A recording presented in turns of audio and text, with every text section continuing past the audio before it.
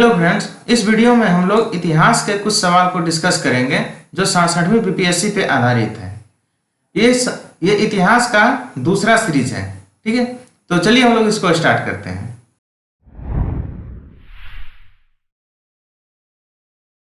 पहला क्वेश्चन कह रहा है, कांग्रेस ने खिलाफत आंदोलन का समर्थन किया मुख्यतः। तो देखिए किस लिए समर्थन किया था। इसके ऑप्शन ए में दिया हुआ है खलीफा की पुनः स्थापना के लिए, ऑप्शन बी में है खलीफा को हटाने के लिए, सी में है मुसलमानों से सहानुभूति प्राप्त करने के लिए, और डी में है कांग्रेस में जिन्ना को हाशिए पर लाने के लिए, और ई में है उपयुक्त में से कोई नहीं या उपयुक्त में से एक से अधिक।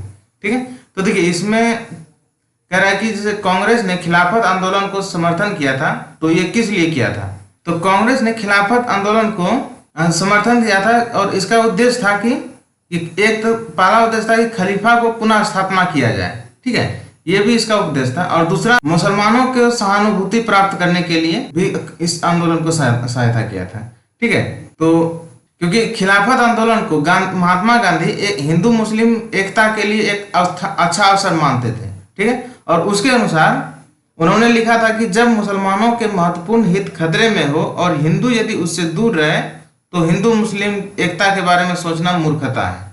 ठीक है, तो इस तरह से खलीफा के पुनः स्थापना के लिए और मुसलमानों की सहानुभूति प्राप्त करने के लिए कांग्रेस ने खिलाफत आंदोलन का समर्थन किया था। तो ऑप्शन ए सही है और ऑप्शन सी सही है। तो इस तरह से इसका आंसर ई हो जाएगा, एक से अधिक।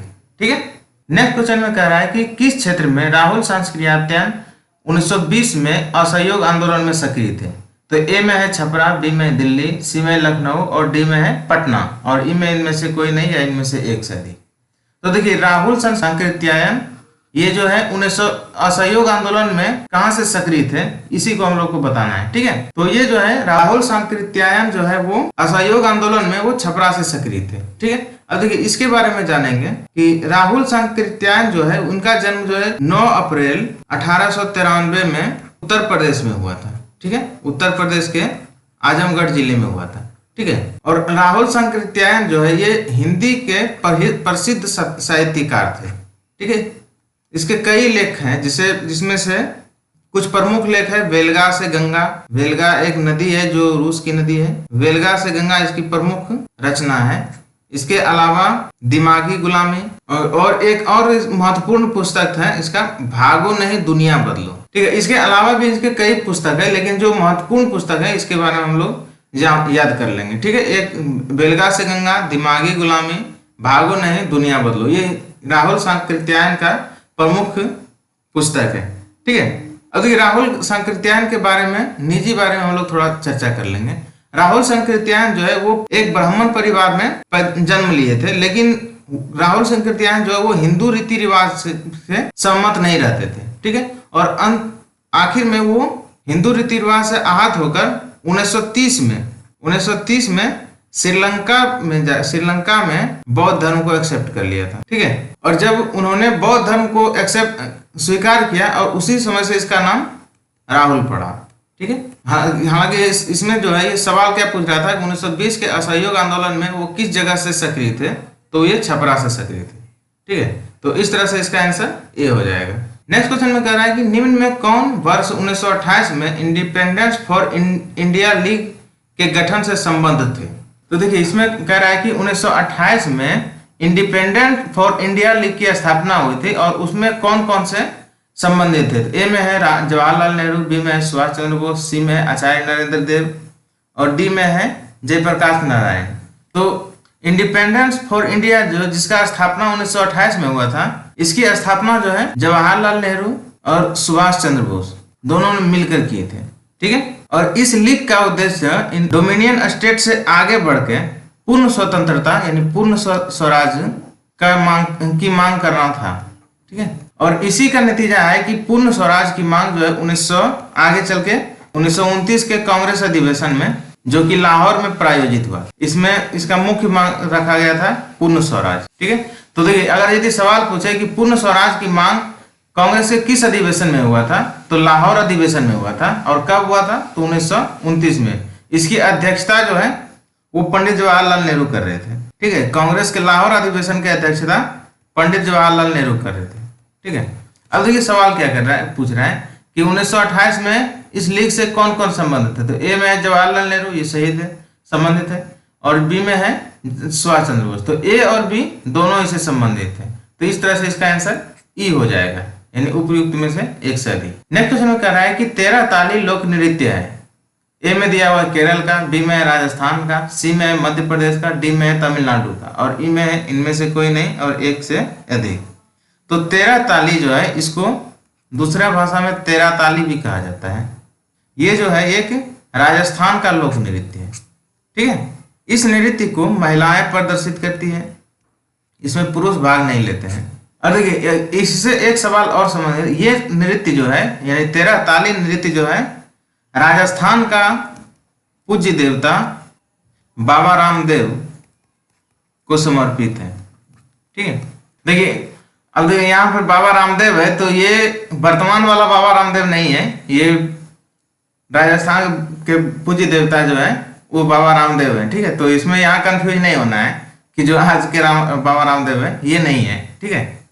तो सवाल क्या कह रहा है कि 13 ताली लोक नृत्य कहाँ का है, तो राजस्थान का है। तो इस तरह से इसका आंसर बी हो जाएगा। और बाकी जो है ये सब याद कर लीजिए। अगर यदि ये सवाल पूछा जाए कि 13 ताली नृत्य किस देवता से संबंधित है, तो ये हो गया बाबा रामदेव के, ठीक है। और अगर ये पूछा जाए कि ऐसा सवाल पूछा जाए कि कौन सा नृत्य लोक नृत्य जो केवल महिलाएं प्रदर्शित करती है और उसमें 13 ताली ऑप्शन में होगा, तो ये इसका आंसर हो जाएगा, ठीक है।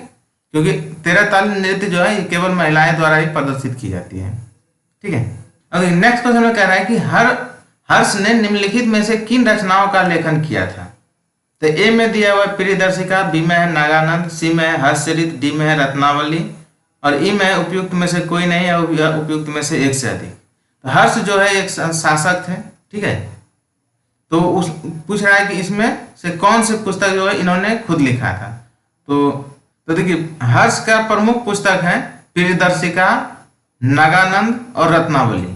तो इस तरह से इसका आंसर ए और बी और सी डी हो जाएगा, ठीक है। तो इस प्रकार इसका आंसर ई हो जाएगा, उपयुक्त में से एक से अधिक, ठीक है। अब देखिए सी में दिया हुआ हर्षचरित, तो हर्षचरित का लेखक वान भट्ट। देखिए अब यहाँ एक चीज और जान लेंगे कि प्रियदर्शिका, नागानंद और रत्नावली ये तीनों जो है नाटक का ग्रंथ है, यानी नाट्य ग्रंथ भी इसको कह सकते हैं, ठीक है। और ये तीनों का रचयिता थे हर्ष, राजा हर्ष, ठीक है।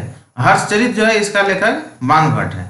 तो इस तरह से इसका आंसर ई हो जाएगा। नेक्स्ट क्वेश्चन में कह रहा है कि निम्न में से कौन सा स्थल प्रागैतिहासिक चित्रकला के लिए प्रसिद्ध है। तो ए में है अजंता, बी में है भीमबेटका, सी में है बाघ, और डी में है अमरावती, और ई में उपयुक्त में से कोई नहीं है, उपयुक्त में से एक से अधिक।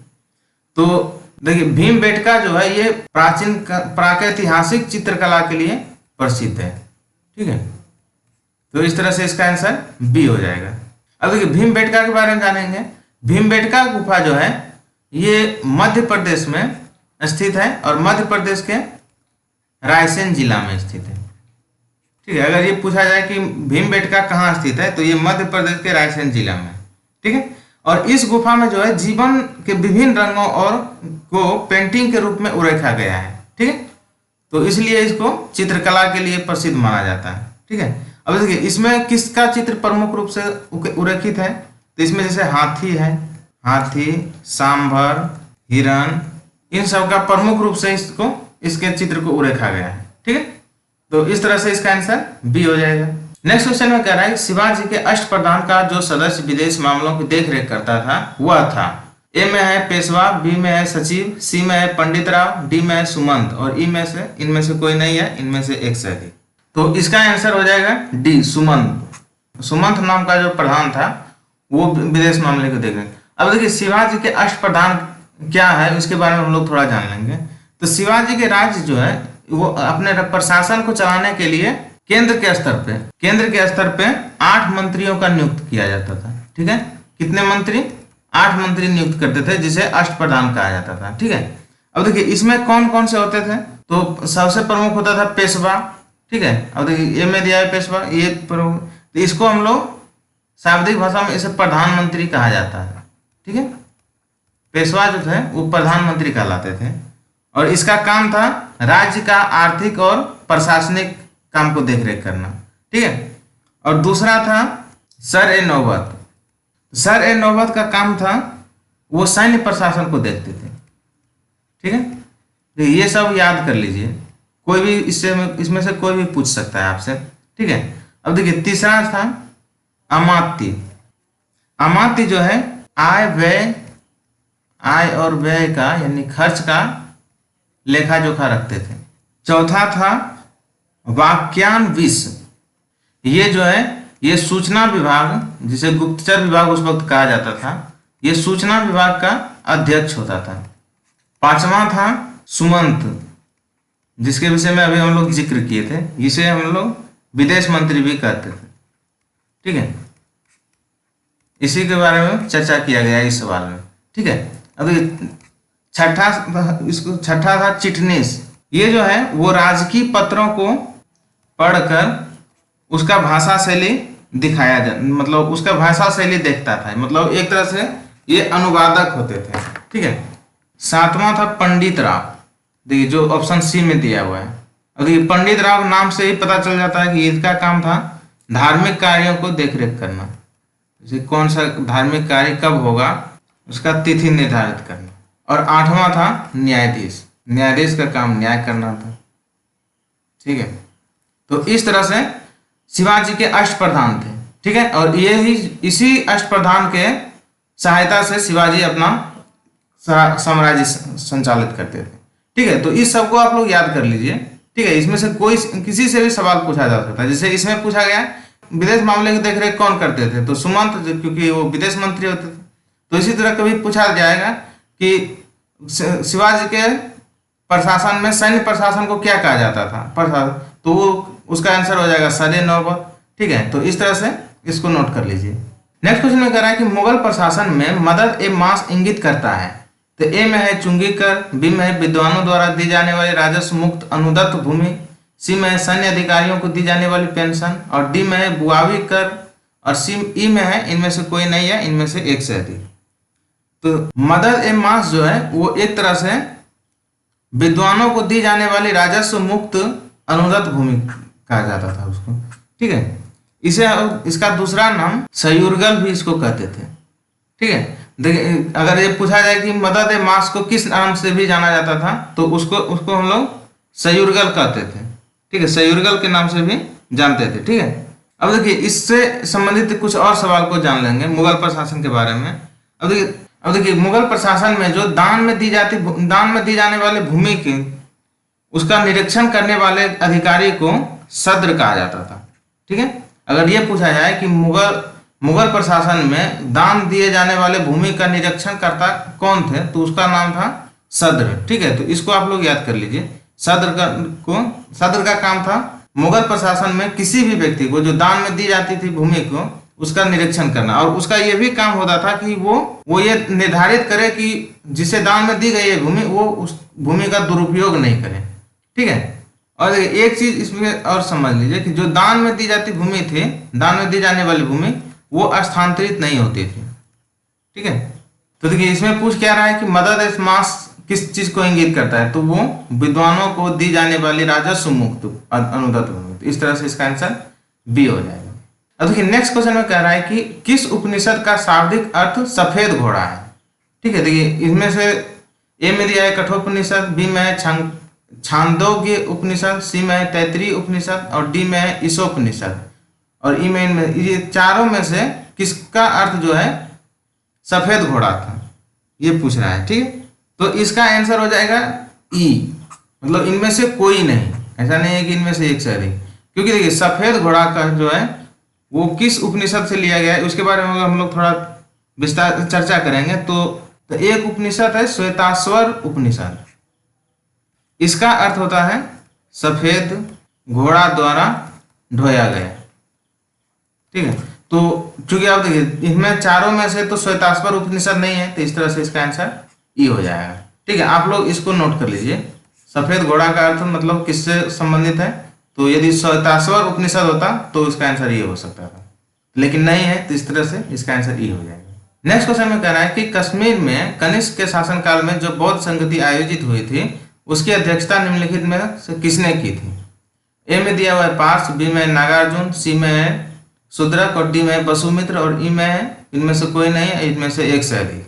तो देखिए बौद्ध संगति जो है जो कश्मीर के में हुआ था कनिष्क के समय में, उसका जो अध्यक्षता है उसको वसुमित्र ने किया था। ठीक है, अब देखिए इसके विषय में थोड़ा हम लोग विस्तार से जानेंगे बौद्ध संगति के बारे में। तो जो कश्मीर में बौद्ध संगति हुई थी वो चतुर्थ बौद्ध संगति हुआ था, और ये कब हुआ था? तो प्रथम ईस्वी शताब्दी में। ठीक है, प्रथम ईस्वी शताब्दी में चतुर्थ बौद्ध संगति हुआ था। इसका अध्यक्ष जो है वसुमित्र थे और उपाध्यक्ष अशोक घोष थे। ठीक है, अब देखिए सवाल है कि ये कश्मीर में कहाँ हुआ था? तो ये जो है कश्मीर के कुंडलवन में आयोजित हुआ था। देखिए ये जितना भी चीज हम इसमें बता रहे हैं ये सब नोट कर लीजिए, सब इंपॉर्टेंट चीज है। ठीक है, अब देखिए यहाँ देखिए दिया हुआ है कनिष्क के शासनकाल में। तो कनिष्क के बारे में हम लोग थोड़ा जान लेंगे। कनिष्क जो है वो कुषाण के वंश के शासक थे। ठीक है, कुषाण वंश के महत्वपूर्ण शासक थे। ठीक है, और इसी के समय में चतुर्थ बौद्ध संगति हुआ था जो कश्मीर के कुंडलवन में आयोजित हुआ था। ठीक है, अब देखिए इसमें पूछ रहा है कि अध्यक्षता किसने की थी? तो वसुमित्र ने अध्यक्षता की थी। अब देखिए इसमें इससे एक चीज और सवाल हम लोग इंपॉर्टेंट सवाल है कि चतुर्थ बौद्ध संगति में ही बौद्ध धर्म का दो भाग में विभाजित हुए। मतलब इसी संगति में बौद्ध धर्म जो है दो भाग में विभाजित हुए। पहला था हीनयान और दूसरा महायान। ठीक है, तो ये सब चीज आपको नोट कर लीजिए। ठीक है, तो इसमें पूछ रहा है कि अध्यक्षता कौन थे? तो वसुमित्र। इस तरह से इसका आंसर डी हो जाएगा। नेक्स्ट क्वेश्चन में कह रहा है कि कवि कालिदास के नाम का उल्लेख किसमें हुआ? तो ए में है इलाहाबाद स्तंभ लेख, बी में है एहोल के उत्कीर्णन लेख में, सी में दिया हुआ है अल्पादुदान लेख में, और डी में है हनुमान कोंडा उत्कीर्ण लेख में, और ई में है इनमें से कोई नहीं है, इनमें से एक से अधिक। तो कवि कालिदास का नाम का उल्लेख जो है ये एहोल अभिलेख में हुआ था। ठीक है, तो इस तरह से इसका आंसर बी हो जाएगा। अब देखिए इसके बारे में थोड़ा हम लोग विस्तार से चर्चा करेंगे। एहोल अभिलेख जो है ये बादामी शासक यानी बादामी वंश के शासक पुलकेशिन द्वितीय से संबंधित है। अगर ये सवाल पूछा जाए कि एहोल अभिलेख किस राजा से संबंधित है तो वो बादामी शासक पुलकेशिन द्वितीय से संबंधित है। ठीक है, और इस अभिलेख की रचना जो है इसकी रचना रवि कीर्ति ने की थी। इस एहोल अभिलेख जो है इसका ये जो है ये संस्कृत भाषा में लिखा गया अभिलेख है। ठीक है, संस्कृत भाषा में और दक्षिण ब्राह्मी लिपि में। देखिए ये सवाल कई बार पूछ दिया जाता है कि एहोल अभिलेख किस भाषा में लिखा हुआ है? तो भाषा में वो जो है संस्कृत भाषा में, और लिपि था दक्षिण ब्राह्मी लिपि। ठीक है, इस चीज को आप लोग नोट कर लीजिए। ठीक है, अब इसमें सवाल पूछा गया है कि कवि कालिदास का नाम इसमें उल्लेखित है। अब देखिए ये एहोल अभिलेख जो है इसको रचना किसने किया था? रवि कीर्ति ने। तो इसको लिखकर उसने अपने आप को इस रूप में प्रकट किया कि मैंने इसे लिखकर कालिदास तथा भैरवी के समान यश प्राप्त कर लिया है। ठीक है, तो इस तरह से इस अभिलेख में कालिदास नाम का उल्लेख किया गया है। ठीक है, तो इस तरह से इसका आंसर बी हो जाएगा। नेक्स्ट क्वेश्चन में कह रहा है कि किस दर्शन का मत है कि वेद शाश्वत सत्य है? तो ए में है सांख्य, बी में है वैशेषिक, सी में है मीमांसा, डी में है न्याय, और ई में है उनमें से कोई नहीं है, इनमें से एक से नहीं। तो देखिए इसमें इसका आंसर हो जाएगा मीमांसा दर्शन। तो देखिए मीमांसा दर्शन जो है दो प्रकार के हैं, एक है पूर्व मीमांसा और दूसरा है उत्तर मीमांसा। ठीक है, पूर्व मीमांसा का प्रवर्तक जो है वो जैमिनी है। ठीक है, और उत्तर मीमांसा का प्रवर्तक जो है वे वदरायन है। ठीक है, अब देखिए इसमें सवाल है कि वैश्विक वेद शाश्वत सत्य है, इसमें इसको हम लोग कैसे जाने? तो पूर्व मीमांसा में जो है वेदों का कर्मकांड पर विचार किया गया है। ठीक है, यानी कर्मकांड का जिक्र किया गया है। ठीक है, और उत्तर मीमांसा में वेदों का ज्ञान कांड का। ठीक है, तो इस तरह से जो मीमांसा दर्शन जो है इसमें जो है मीमांसा दर्शन का मत है कि वेद शाश्वत सत्य है। ठीक है, अब देखिए ए में दिया हुआ है सांख्य। तो सांख्य दर्शन का प्रवर्तक कौन है? इसका प्रवर्तक है कपिल।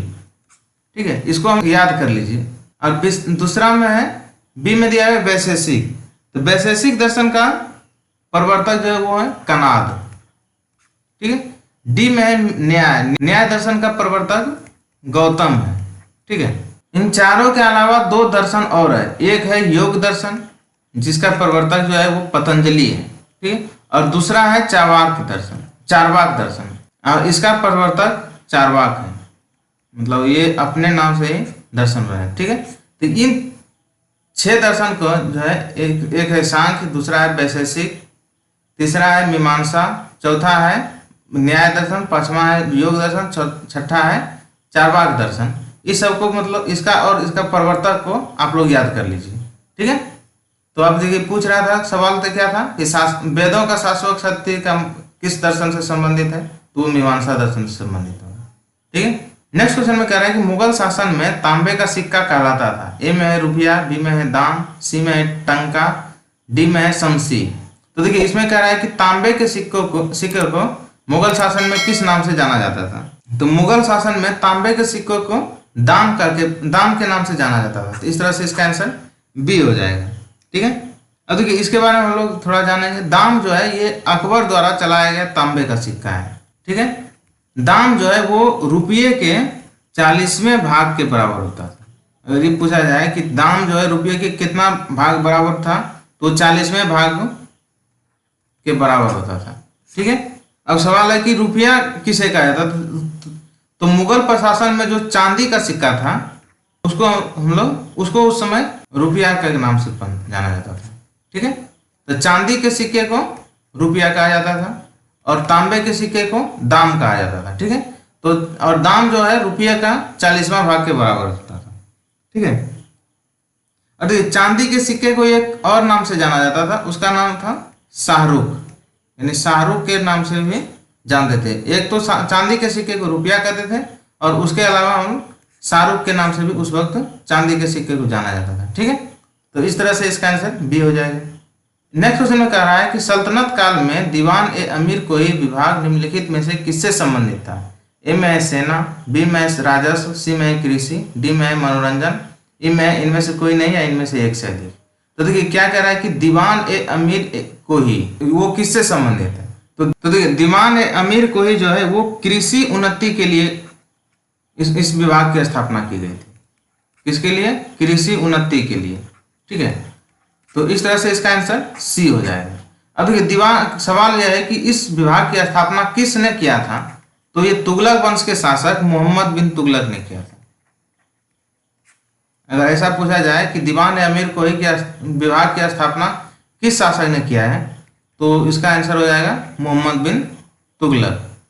और इस विभाग की प्रमुख कार्य था कि किसानों को प्रत्यक्ष सहायता देकर अधिक भूमि कृषि के योग्य बनाना। मतलब किसानों को वो डायरेक्ट हेल्प करता था ताकि वो अधिक से अधिक भूमि को कृषि योग्य बना सके, ठीक है। तो इस तरह से इसका आंसर सी हो जाएगा। नेक्स्ट क्वेश्चन में कह रहा है कि कृष्णदेव राय के दरबार में अष्टदिग्गज कौन थे। तो ए में है 8 मंत्री, बी में है 8 तेलुगु कवि, सी में 8 महान सेनापति, डी में दिया हुआ है 8 परामर्शदाता, या फिर डी में है ई में है कि इनमें से कोई नहीं है इनमें से एक से अधिक। तो देखिए कृष्णदेव राय के दरबार में एक अष्टदिग्गज होते थे। वो कौन होते थे? वो 8 तेलुगु कवि होते थे, ठीक है। अब देखिए कृष्णदेव राय के विषय में थोड़ा हम लोग समझ लेंगे। कृष्णदेव राय के विजयनगर का शासक था, ठीक है। और इनके शासन काल में साहित्य का क्लासिक युग माना जाता था। अब देखिए इसके बारे में थोड़ा और हम लोग जान लेंगे। कृष्णदेव राय जो है वो उन्होंने आंध्र भोज की उपाधि धारण की। अगर ये सब सवाल पूछा जाए कि निम्न में कौन से शासक जो है उन्होंने आंध्र भोज की उपाधि धारण किया था, तो उसमें से आंसर हो जाएगा कृष्णदेव राय, ठीक है। कृष्णदेव राय जो है स्वयं एक उत्कृष्ट लेखक था, यानी मतलब रचना में इसके प्रमुख रुचि थे, ठीक है। और इसका प्रमुख रचना था अमुक्त माल्यद, ठीक है। यह जो है कृष्णदेव राय की प्रमुख रचना माना जाता है, ठीक है। अब कृष्णदेव राय ने एक नगर की स्थापना की जिसका नाम था नागलपुर। इस चीज को नोट कर लीजिए। अगर ऐसा सवाल पूछा जाए कि नागलपुर नगर की स्थापना किसने किया, तो उसका आंसर हो जाएगा कृष्णदेव राय, ठीक है। तो देखिए सवाल में क्या पूछ रहा था कि अष्टदिग्गज कौन होते थे। तो अष्टदिग्गज जो है वो 8 तेलुगु कवि होते थे, ठीक है। तो इस तरह से इसका आंसर बी हो जाएगा। नेक्स्ट क्वेश्चन में कह रहा है कि दिल्ली सल्तनत के तुगलक राजवंश का अंतिम शासक निम्नलिखित में से कौन थे। तो देखिए तुगलक वंश के बारे में पूछ रहा है कि तुगलक राजवंश का अंतिम शासक कौन था। तो तुगलक वंश का संस्थापक जो है वो गयासुद्दीन तुगलक थे। ठीक है, मतलब इसका पहला शासक गयासुद्दीन तुगलक थे और अंतिम शासक जो है वो नासिरुद्दीन महमूद तुगलक थे। ठीक है, नासिरुद्दीन महमूद तुगलक। इस तरह से इसका आंसर सी हो जाएगा। ठीक है, अब देखिए तुगलक राजवंश के बारे में हम लोग थोड़ा चर्चा कर लेंगे। तुगलक वंश ने दिल्ली की गद्दी पे लगभग 1320 से 1413 तक शासन किया था। ठीक है, और उसका तुगलक वंश का अंतिम शासक नासिरुद्दीन महमूद थे, जिसका शासन काल जो है वो 1394 से लेकर 1412 तक इसका शासन काल रहा था। ठीक है, तो देखिए इसके बारे में थोड़ा और जान लेंगे कि नासिरुद्दीन के शासन काल में ख्वाजा जहां नाम का एक व्यक्ति था, जिसने कि जौनपुर को एक स्वतंत्र राज्य की स्थापना कर दी थी। ठीक है, मतलब इसी के शासन काल में जौनपुर एक स्वतंत्र राज्य की स्थापना किया था। और किसने किया था? तो ख्वाजा जहां नामक एक व्यक्ति ने। ठीक है, और देखिए इससे एक सवाल और आता है कि इसी के शासन काल में तैमूर लंग ने भारत पर आक्रमण किया था। और तैमूर लंग ने भारत पर आक्रमण कब किया? तो उसने 1398 में किया था। ठीक है, तो इस तरह से आप लोग इस चीज को नोट कर लिए। लेकिन सवाल यहाँ क्या करें, तुगलक वंश के अंतिम शासक कौन थे? तो नासिरुद्दीन महमूद तुगलक। ठीक है, और इसका संस्थापक कौन थे? गयासुद्दीन तुगलक। ठीक है, तो इस तरह से इसका आंसर सी हो जाएगा। देखिए नेक्स्ट क्वेश्चन में कह रहा है कि जिया तरंग आंदोलन कहाँ प्रारंभ हुआ? तो जिया तरंग आंदोलन जो है वो मणिपुर में आरंभ हुआ था। ठीक है, तो इस तरह से इसका आंसर सी हो जाएगा। अब देखिए जिया तरंग आंदोलन के बारे में हम लोग जान लेंगे। तो देखिए जिस वक्त देश में सविनय अवज्ञा आंदोलन चल रहा था, उसी समय मणिपुर में जिया तरंग आंदोलन की शुरुआत हुई थी। ठीक है, और जिया तरंग आंदोलन जो है वो एक तरह से सविनय अवज्ञा आंदोलन का ही भाग था।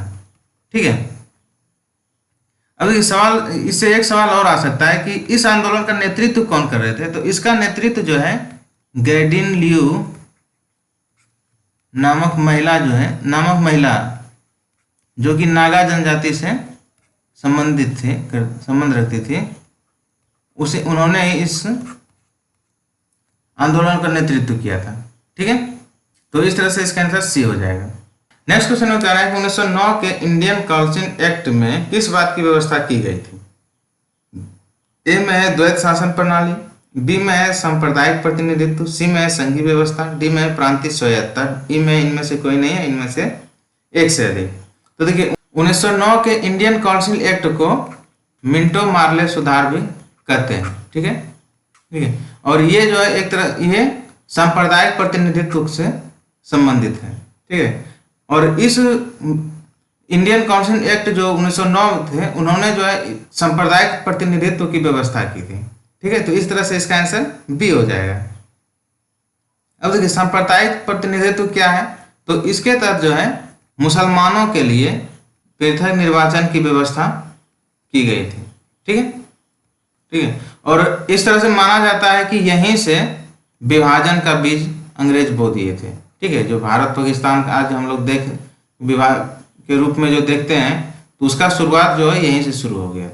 ठीक है, तो इस तरह से इंडियन काउंसिल एक्ट जो है इसको हम लोग मिंटो मार्ले सुधार के भी नाम से जानते हैं, और इससे ये जो है सांप्रदायिक प्रतिनिधित्व से की व्यवस्था इन्होंने की थी। तो इस तरह से इसका आंसर बी हो जाएगा। क्वेश्चन में कह रहा है कि 1857 के स्वाधीनता संग्राम का प्रतीक था। ए में है कमल लोटी, बी में है बाज, सी में है रुमाल, डी में दिया हुआ है 2 तलवारें, ई में इनमें से कोई नहीं, इनमें से एक से अधिक। तो देखिए 1857 का जो संग्राम क्रांति था, इसका शुरुआत जो है 10 मई 1857 को मेरठ की पैदल टुकड़ी यानी जिसका 20NI के नाम से इन्होंने ही किया था। ठीक है, तो यदि ये भी कई बार सवाल पूछा जाता है कि 1857 की क्रांति कहाँ से शुरू की गई थी? ये मेरठ से शुरू की गई थी। ठीक है, और इन्होंने अपना प्रतीक चिन्ह जो है वो कमल और रोटी रखा था। तो इस तरह से ए में इसका कमल और रोटी दिया हुआ है, तो इसका आंसर ए हो जाएगा। ठीक है, अब देखिए इससे संबंधित और कुछ सवालों को हम लोग जान लेंगे, कुछ बातें जान लेंगे। तो 1857 की क्रांति के समय भारत का गवर्नर जनरल कौन था? तो भारत का गवर्नर जनरल लॉर्ड कैनिंग थे। ठीक है, और इस समय इंग्लैंड का प्रधानमंत्री मतलब जिस वक्त 1857 का क्रांति शुरुआत हुआ था, उस वक्त इंग्लैंड का प्रधानमंत्री पाल्मस्टैन थे। ठीक है, इस चीज को आप लोग नोट कर लीजिए। ठीक है, जिस वक्त 1857 की क्रांति शुरू हुई थी, तो भारत का गवर्नर जनरल उस वक्त लॉर्ड कैनिंग थे और इंग्लैंड का प्रधानमंत्री पाल्मस्टैन थे। ठीक है, तो इस तरह से इसका आंसर ए हो जाएगा। नेक्स्ट क्वेश्चन में कह रहा है कि निम्नलिखित में से कौन दादा भाई नौरोजी के उत्सर्जन सिद्धांत यानी ड्रेन थ्योरी में विश्वास नहीं रखता था। तो ए में है बाल गंगाधर तिलक, बी में आरसी दत्त, सी में एमजी रानाडे, डी में सैयद अहमद खान, ई में है इनमें से कोई नहीं, इनमें से एक सही। तो सर सैयद अहमद खान जो थे वो दादा भाई नौरोजी के ड्रेन थ्योरी से सहमत नहीं रहते थे। ठीक है, तो इस तरह से इसका आंसर डी हो जाएगा। देखिए, अब सर सैयद अहमद खान के बारे में जान लेंगे। ये जो थे ये ब्रिटिश शासन का, सर सैयद अहमद खान ब्रिटिश शासन के प्रति वफादार इंसान माना जाता था।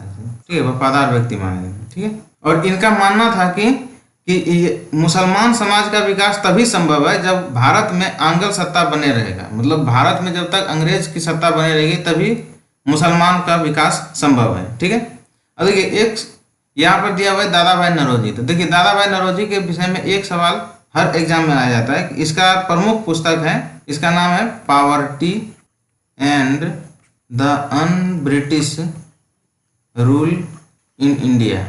Poverty and the un British rule in India नामक पुस्तक का लेखक कौन है?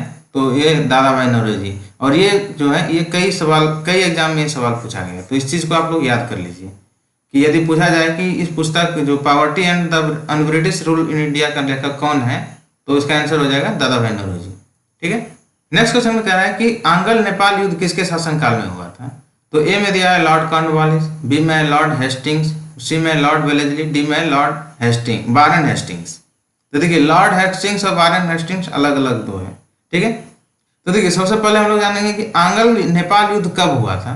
तो आंग्ल नेपाल युद्ध जो है वो 1814 में शुरू हुआ था और वो 1816 तक चला था। ठीक है, और ये युद्ध जो है 1815 की सुगौली संधि के तहत इस युद्ध का अंत हुआ था। ठीक है, अब देखिए पूछ रहा है कि किसके शासनकाल में हुआ था, तो इसका आंसर तो ये जो है लॉर्ड हेस्टिंग के शासनकाल में हुआ था। ठीक है, लॉर्ड हेस्टिंग का शासनकाल कब तक था? तो ये इनका शासनकाल 1813 से लेकर 1826 तक रहा था। ठीक है, और इसी के समय आंग्ल नेपाल युद्ध हुआ था। अब देखिए इसमें दिया हुआ है कि ये युद्ध चूंकि 1814 से लेकर 1816 तक चला और सुगौली की संधि 1815 में हुआ था, तो इसके तहत ये युद्ध कैसे समाप्त हुआ इसको हम लोग देखेंगे। तो चूंकि सुगौली की संधि जो है 2 दिसंबर 1815 को तैयार हो गया। ठीक है, लेकिन इसका अनुमोदन जो है 4 मार्च 1816 में हुआ था। ठीक है, नेक्स्ट क्वेश्चन कह रहे हैं निम्नलिखित में से कौन एक मुगल सम्राट द्वारा नियुक्त बंगाल का अंतिम गवर्नर जनरल था? तो ए में है सरफराज खान, बी में है मुर्शिद कुली खान, सी में है अलीवर्दी खान, डी में है साउद्दीन मोहम्मद खान। तो इसका आंसर हो जाएगा मुर्शिद कुली खान। मुर्शिद कुली खान जो है मुगल सम्राट द्वारा नियुक्त बंगाल का अंतिम गवर्नर जनरल था।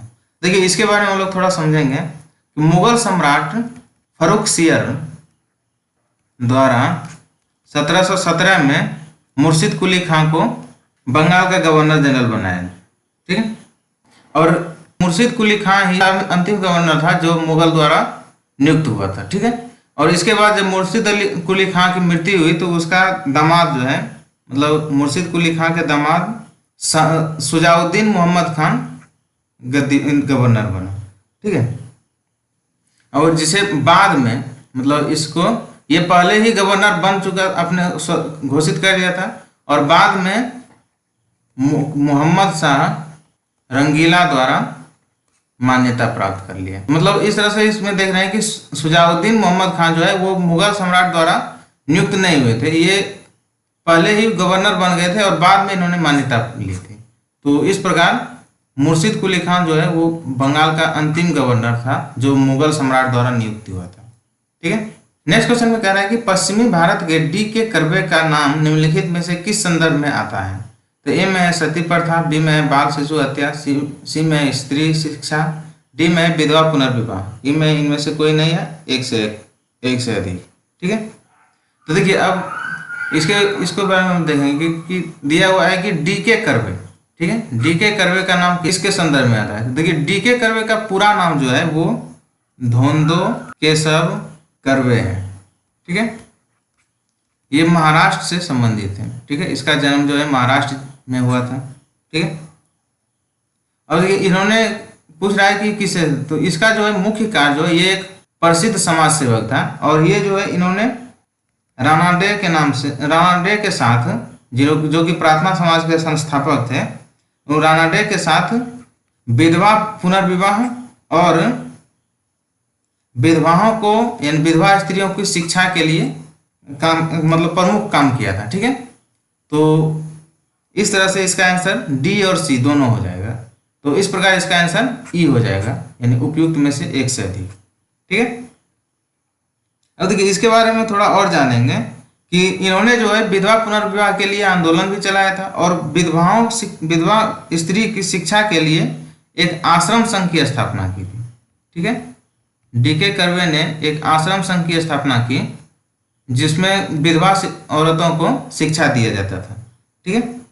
देखिए, अब इससे संबंधित देखिए एक महत्वपूर्ण बात आपको बताते हैं कि इन्होंने जो है यानी डीके कर्वे ने 1916 में प्रथम महिला विश्वविद्यालय की स्थापना की, ठीक है। अब देखिए, यहाँ पे एक चीज को हम लोग ध्यान से समझेंगे कि भारत में महिलाओं के लिए पहला स्कूल किसने खोला था। यदि इस तरह का सवाल रहे तो वो हो जाएगा, यदि पहला स्कूल यदि रहे तो वो हो जाएगा ज्योतिबा फुले और सावित्री फुले, जो कि ज्योतिबा फुले की पत्नी थी, ठीक है। लेकिन यहाँ पूछ रहा है कि यहाँ लेकिन दिया हुआ है प्रथम महिला विश्वविद्यालय, तो प्रथम महिला विश्वविद्यालय की स्थापना जो है वो डीके कर्वे ने किया था, ठीक है। और यदि ऐसा सवाल पूछा है कि पहला देश का पहला महिलाओं के लिए पहला स्कूल किसने खोला था, तो वो ज्योतिबा फुले ने खोले थे, ठीक है।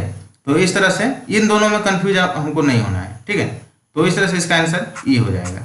नेक्स्ट क्वेश्चन में कह रहा है कि निम्नलिखित में से कौन सा युग्म सुमेलित नहीं है, मतलब कौन सा युग्म जो है वो सही नहीं है। तो देखिए, एक तरफ संस्था का नाम दिया है और दूसरा संस्थापक यानी प्रवर्तक दिया है। तो ए में दिया है सर्वेंट ऑफ इंडिया सोसाइटी, इसका लेखक इसका प्रवर्तक दिया हुआ है जी के गोखले, तो ये सही है। जी के गोखले, चूंकि इसका पूरा नाम है गोपाल कृष्ण गोखले, उसको शॉर्ट नेम में जी के गोखले कर देते हैं, ठीक है। गोपाल कृष्ण गोखले जो कि महात्मा गांधी के राजनीतिक गुरु भी थे, ठीक है। इन्होंने सर्वेंट ऑफ इंडिया की स्थापना की। बी में है सोशल सर्विस लीग और इसका संस्थापक एन.एम. जोशी को बताया गया। तो देखिए, सोशल सर्विस लीग की स्थापना जो है ये 1911 में हुआ था और इसका स्थापना एन.एम. जोशी और चंदावरकर ने किया था, ठीक है। और एन.एम. जोशी दिया हुआ है, तो एन.एम. जोशी का पूरा नाम था नारायण मल्हार जोशी, ठीक है। और देखिए, सोशल सर्विस लीग के प्रथम अध्यक्ष जो थे वो चंदावरकर थे। सी में दिया हुआ है सेवा समिति और इसका संस्थापक एच.एन. कुंजरू। तो देखिए, ये भी सही है कि सोशल सेवा समिति की स्थापना जो है एच.एन. कुंजरू ने किया था। इसकी स्थापना जो 1914 में किया गया था, ठीक है। अब देखिए, एच.एन. कुंजरू का पूरा नाम जो हम लोग जान लेंगे, तो एच.एन. कुंजरू का पूरा नाम था हृदयनाथ कुंजरू। देखिए, अब डी में दिया हुआ है सोशल रिफॉर्म एसोसिएशन और इसका संस्थापक श्री राम वाजपेयी। तो देखिए, सोशल रिफॉर्म एसोसिएशन इसकी स्थापना जो है 1887 में किया गया था, लेकिन इसका स्थापना श्री राम वाजपेयी ने नहीं किया था, बल्कि इसका स्थापना एम.जी. रानाडे ने किया था, ठीक है। तो इस तरह से ये सुमेलित नहीं है, तो इस तरह से इसका आंसर डी हो जाएगा, ठीक है। अब देखिए, सोशल रिफॉर्म एसोसिएशन जो है ये कई भाग में थे। जैसे देखिए, सोशल रिफॉर्म एसोसिएशन की स्थापना तो एम.जी. रानाडे ने किया था, ठीक है। और देखिए, इसी से संबंधित एक सवाल और आ सकता है कि बॉम्बे सोशल रिफॉर्म एसोसिएशन, इसका स्थापना किसने किया था। तो इसका स्थापना जो है चंदावरकर, भंडारकर आदि प्रमुख समाज सुधारक थे, उन्होंने सामूहिक रूप से मिलकर 1903 में इसकी स्थापना की थी, ठीक है। तो और एक और सोशल रिफॉर्म एसोसिएशन है, उस एक और है, उसका नाम है राजमुंद्री सोशल रिफॉर्म एसोसिएशन। इसकी स्थापना जो है वो वीरेशालिंगम ने किया था, ठीक है। और कब किया था? तो 1878 में किया था, ठीक है। तो ये तीनों चीज को याद कर लीजिए कि यदि ये सवाल दिया रहा है कि सोशल रिफॉर्म एसोसिएशन की स्थापना कब और किसने किया था, तो सोशल रिफॉर्म एसोसिएशन की स्थापना 1887 में हुआ था और एमजी रानाडे के द्वारा, और बॉम्बे सोशल रिफॉर्म एसोसिएशन की स्थापना 1903 में हुआ था और ये हुआ था चंदावरकर और भंडारकर के द्वारा, ठीक है। और राजमुंद्री सोशल रिफॉर्म एसोसिएशन की स्थापना वीरेशालिंगम ने किया था और कब किया था? तो 1878 में किया था, ठीक है। नेक्स्ट क्वेश्चन में कह रहा है कि निम्नलिखित में से कौन सा कथन सही है?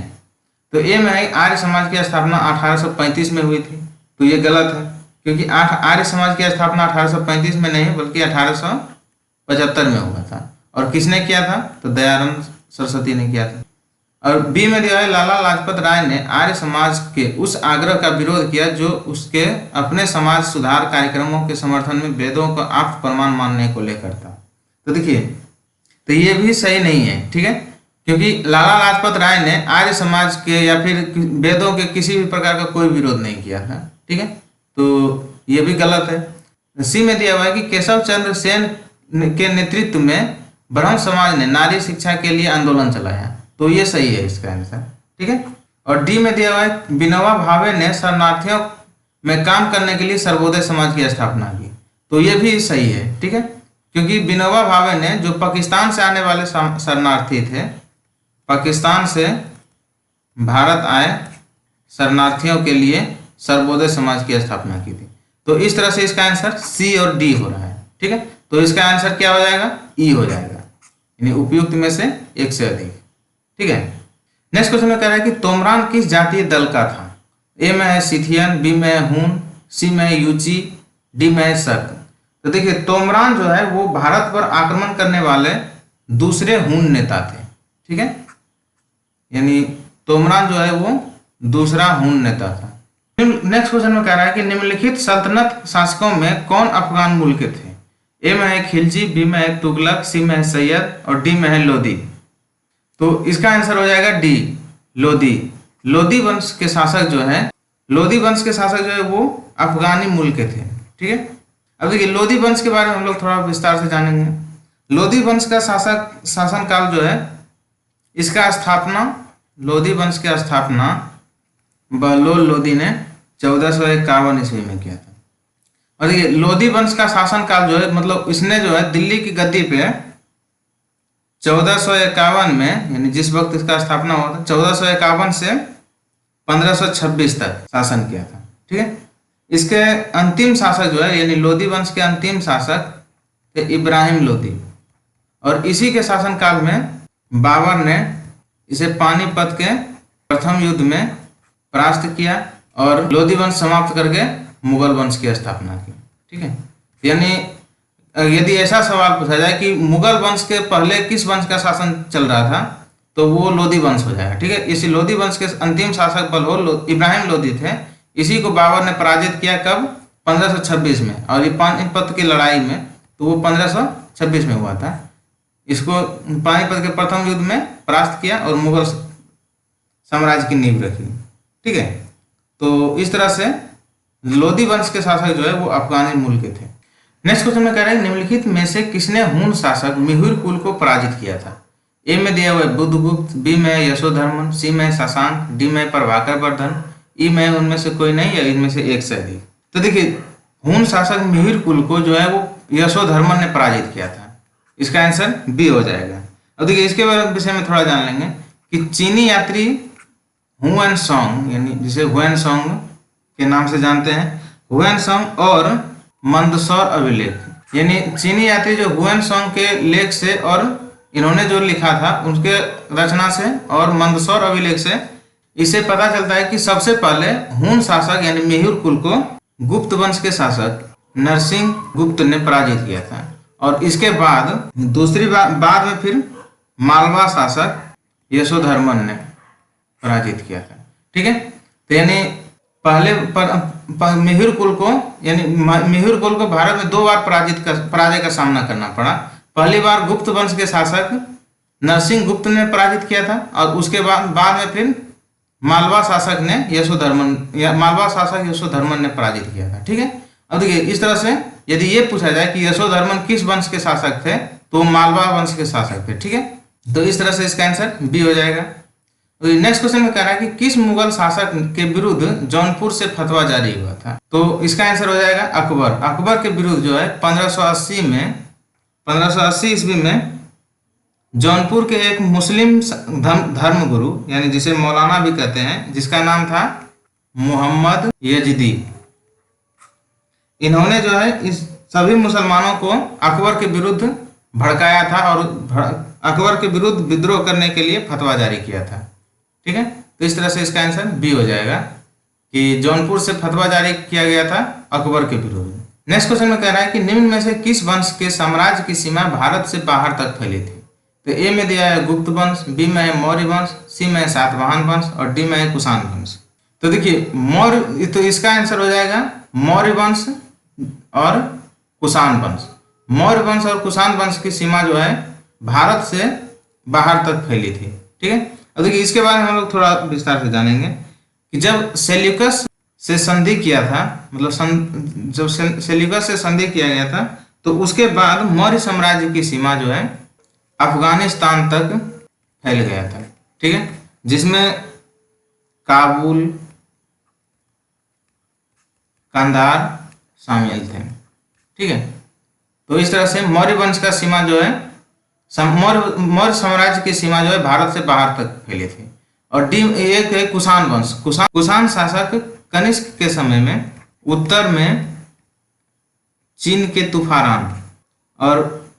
तूफान एवं मध्य एशिया से लेकर दक्षिण में विंध्य पर्वत तक फैला था और पूरब में उत्तर प्रदेश और बिहार से लेकर पश्चिम में उत्तरी अफगानिस्तान तक। तो इस तरह से मौर्य वंश और कुषाण वंश के समय में जो है इस दोनों के साम्राज्य की सीमाएं भारत से बाहर तक फैली थी। तो इस तरह से इसका आंसर ई हो जाएगा, यानी उपयुक्त में से एक से अधिक। ठीक है, तो ये था हमारा आज का वीडियो। नेक्स्ट वीडियो में फिर से मिलेंगे।